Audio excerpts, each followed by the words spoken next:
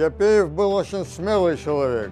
Все 4 года пробыл на фронте, причем на самых ответственных участках. Сталинградский фронт, Курская дуга.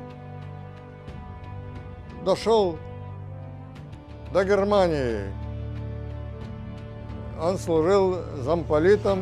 Он наказывал, если его не оповещали о каком-нибудь происшествии сотрудников, что там берегли его сон, допустим, или еще что-то. Он наказывал, он говорил в любое время звонить и сообщать. И он на все происшествия, на все пожары выезжал. Он все контролировал сам. Он прибыл в эту Альметьевскую колонию сразу, как только начался бунт. А по правилам колонию окружили внутренними войсками, готовился штурм. Конечно, могло произойти кровопролитие. И туда зашел Япеев. Причем один. К людям осужденным, которые озверелые там были совершенно. Там 2 трупа уже лежало на территории. Все горело, там, в общем, страшная ситуация. И вот тут же толпа окружила просто, в кольцо взяла. Но мы, в общем-то, откровенно говоря, мы поняли, что от нас толку уже нет никакого. Стрелять мы уже ни в кого не могли, потому что даже если бы что-то произошло бы страшное, ну, генерал же стоит, мы бы его зацепили бы. Такой точности мы не смогли бы гарантировать. И вдруг на наших глазах он с ними разговаривал. А погода промозглая была такая, мы в теплых бушлатах, конечно, естественно. И вдруг толпа вот у меня на глазах просто вот так вот расступилась. И они вытолкнули вперед зачинщиков. Папа, единственное, он мне сказал, я им сказал громко, вы меня никогда не напугаете, я вражеских атак не боялся, а вас, подлецов, тем более.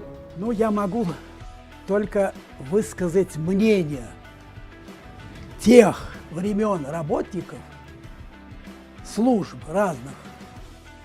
Они говорили так, по-настоящему работа Министерства внутренних дел Республики Татарстан начала свою деятельность с Япеева. Вот оценка. Это говорит совершенно все по-другому. То, что было до этого, они говорят, в сравнении не идет. При Япееве начала обогащаться и расти вот эта служба.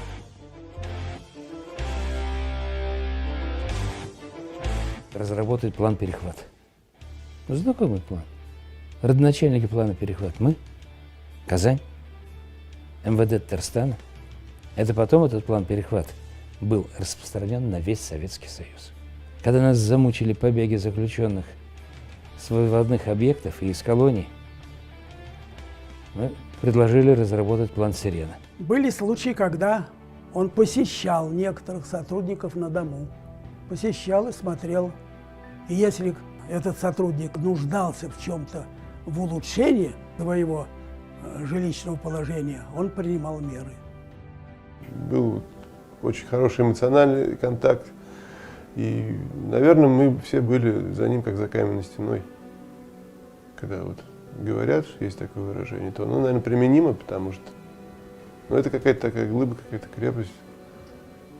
В него верили, его уважали. Мне достаточно было там 10-15 минут посидеть около него. Там вот любое такое вот настроение, стресс, все снималось.